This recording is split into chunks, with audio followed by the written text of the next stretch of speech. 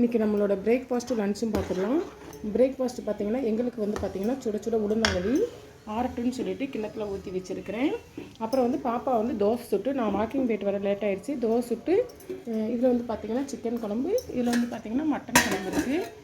என்ன குழம்பு இது ஊற்றி சாப்பிட்டேன்? சிக்கன் குழம்பு ஊற்றி சாப்பிட்டுருச்சு. அப்போ மதியத்துக்கு பார்த்திங்கன்னா ஒயிட் ரைஸ் கொஞ்சம் தான் பொங்கியிருக்கிறேன். ஏன்னா கறி சாப்பிட்டா நிறைய பசிக்க மாட்டேங்குது, அதனால் ரைஸ் கொஞ்சமாக வச்சுருக்கிறேன். அப்புறம் பார்த்திங்கன்னா இது வந்து வடித்த தண்ணி குடிக்கிறதுக்கு.